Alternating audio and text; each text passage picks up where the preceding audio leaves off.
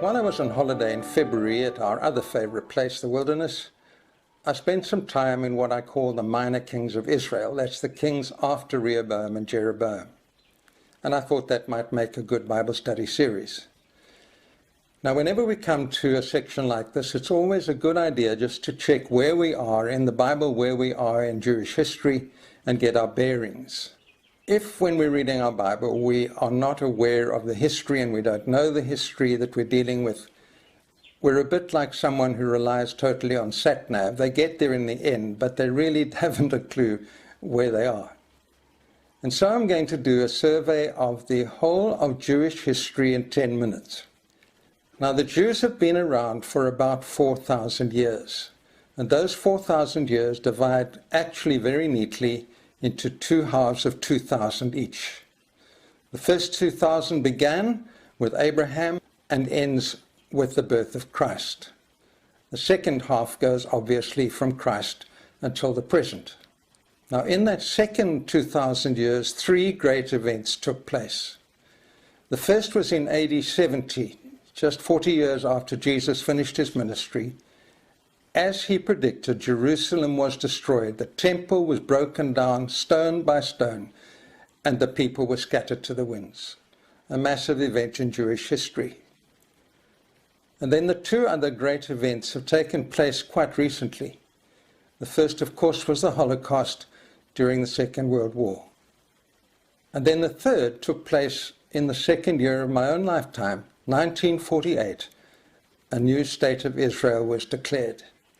I find it quite exciting that in my lifetime, the Jews got a home again.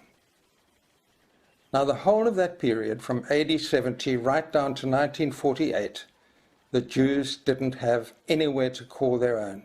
They didn't have a home. They were dispersed, and it was called the diaspora. Now, of course, the kings fall in the first 2,000 years, and we're going to spend the rest of our time there.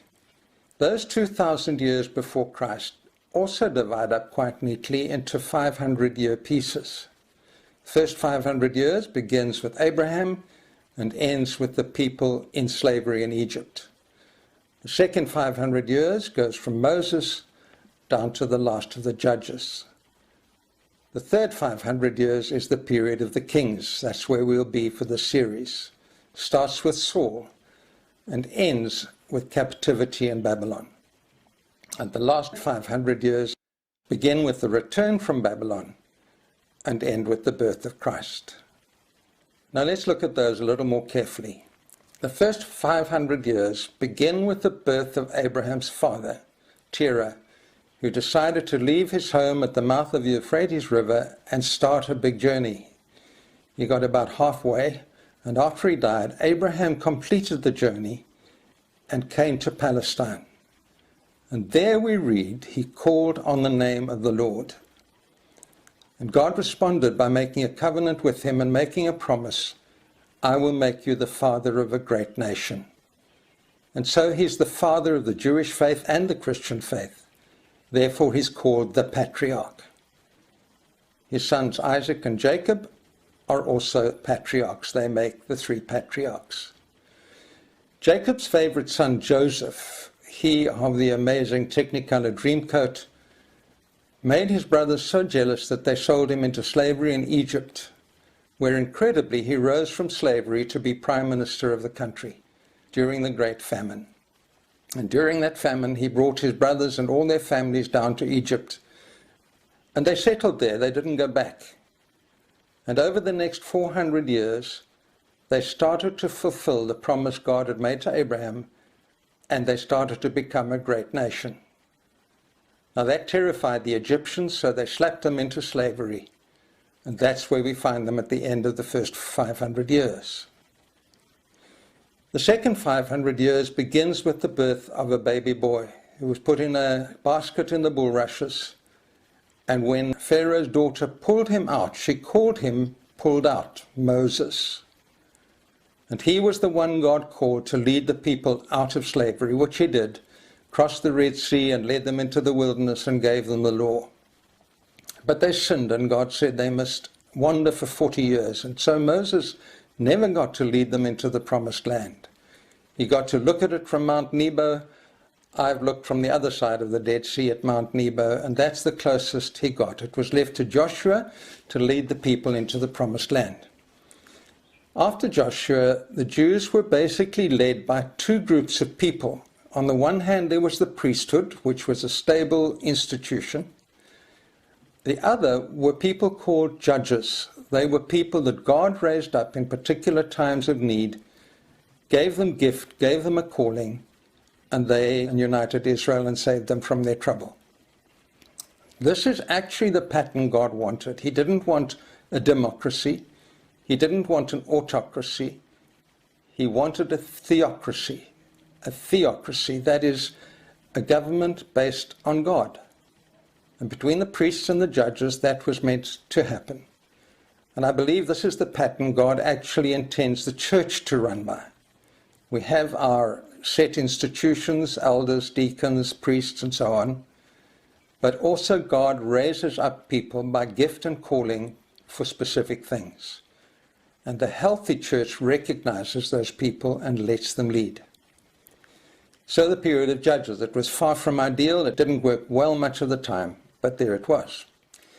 And then almost exactly at the year 1000, the people said to Samuel, "We are tired of this method of government. We want kings." Samuel was not happy. He warned them against them, but they insisted. And so he appointed Saul, who started well but finished badly, reigned for 29 years. And then came David, anointed before Saul was dead. David ruled for 40 years. It's hard to overstate the importance of David in the Bible. His name is mentioned more often than any other name except Jesus. And in the very last verse of Revelation, Jesus is called the Son of David. He is a colossus figure in the middle of Jewish history. And even today, I know of two schools in Johannesburg called King David schools. David's son Solomon actually increased the power. Under Solomon, they became the strongest economically and politically in their entire history of 4,000 years. And you would think there would be lots of King Solomon schools, but I don't know of one. And the reason is that with all his so-called wisdom, he was a very foolish man. And God said, "I'm going to reject you, and I'm going to take half of your kingdom away. Except that because of my promise to David, I'll wait until after you're dead, and then I'll do it." And that's exactly what happened. In the year 931, the people of Israel split in half. Not actually in half. The southern kingdom under Rehoboam was only two tribes, Judah and Benjamin. The northern kingdom under Jeroboam was 10 tribes. And they split into two nations, never to be united again. And they got new names. The name of the southern kingdom then became Judah. The name of the northern kingdom became Israel. Again, it's hard to overemphasize the importance of 931. The very meaning of the word Israel changes. So if you're reading your Bible anywhere before 931, Israel means all 12 tribes. If you're reading your Bible after 931, Israel refers to the 10 northern tribes in rebellion, and Judah refers to the southern kingdom. And so Rehoboam and Jeroboam took over these two new nations, and they continued on their way. The nation of Israel continued for 200 further years, and then they were led into exile. They were destroyed as a nation. They completely lost their identity. They lost their covenant with Abraham, and they were wiped off the map of history. If they exist anymore, they're mixed blood Arabs in the area of Lebanon or somewhere. They've gone. The tribe of Judah carried on another 150 years, and then they too were conquered, this time by Babylon. Jerusalem was destroyed, Solomon's temple was destroyed, and the best of them were taken off to bondage in Babylon. Unlike the nation of Israel, they were allowed to come back and continue. And they continued in the land of Israel until 70 AD, and they continue to the present. They've never lost the covenant of Abraham. And so our study is going to focus on the minor kings, those who came after Jeroboam and Rehoboam. Here's a list of them. Interestingly, there are 19 of each. although Israel went through their 19 a lot quicker than Judah did.